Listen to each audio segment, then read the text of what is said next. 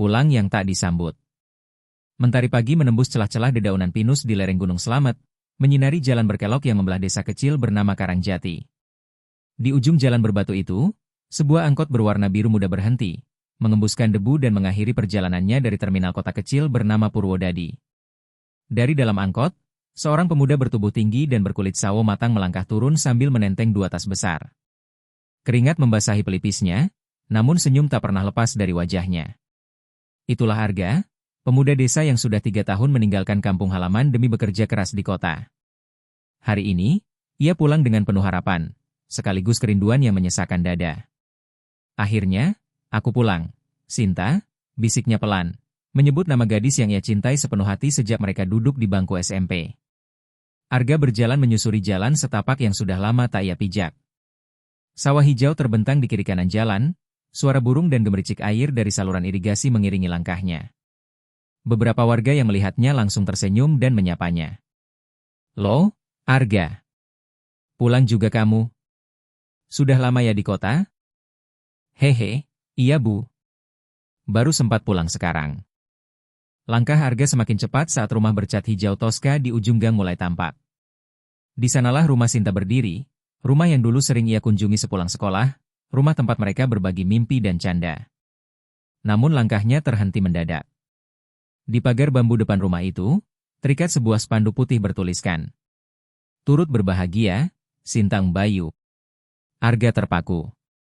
Dunia serasa berhenti berputar.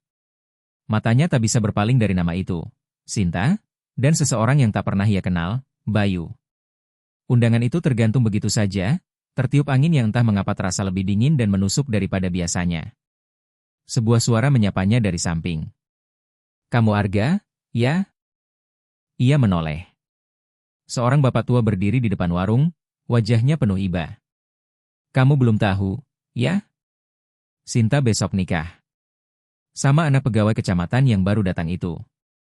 Bayu namanya." Mulut Arga terbuka, namun tak ada kata yang keluar. Matanya berkaca-kaca. Tubuhnya limbung, namun ia paksakan berdiri tegak. Ia hanya mengangguk pelan, lalu melangkah pergi tanpa sepatah kata. Rumah Arga berada tak jauh dari rumah Sinta.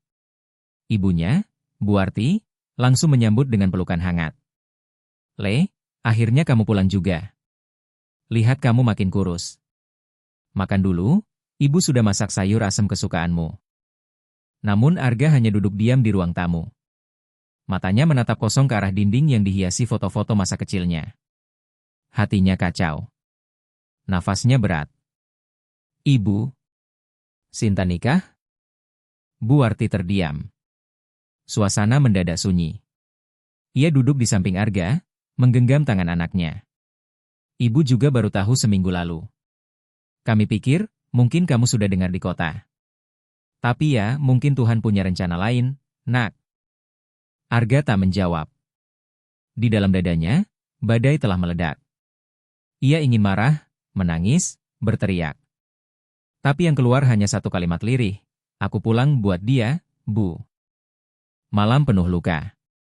Malam itu, suara gamelan dari rumah Sinta terdengar nyaring, mengiringi acara midodareni.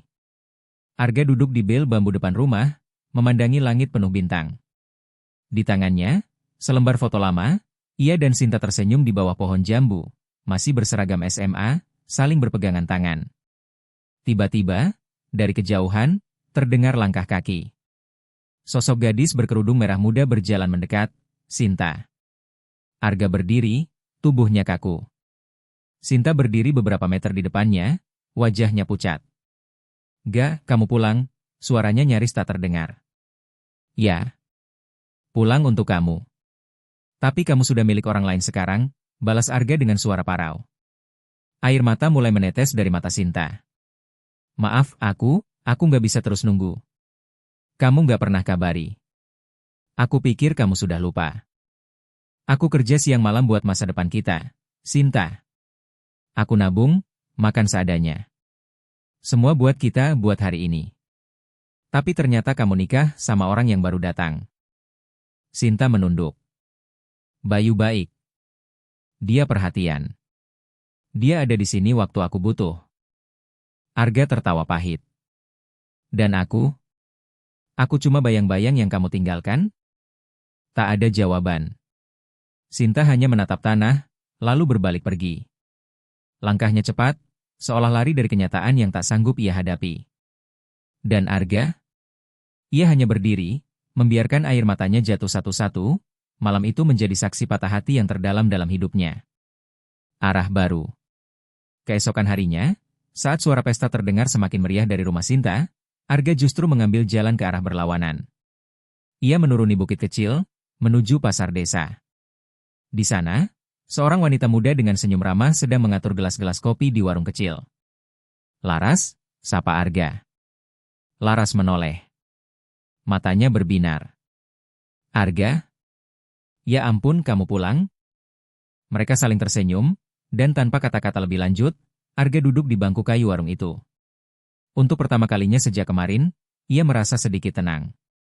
Ada kehangatan di mata Laras, dan entah mengapa, Arga merasa bahwa inilah awal dari sesuatu yang baru.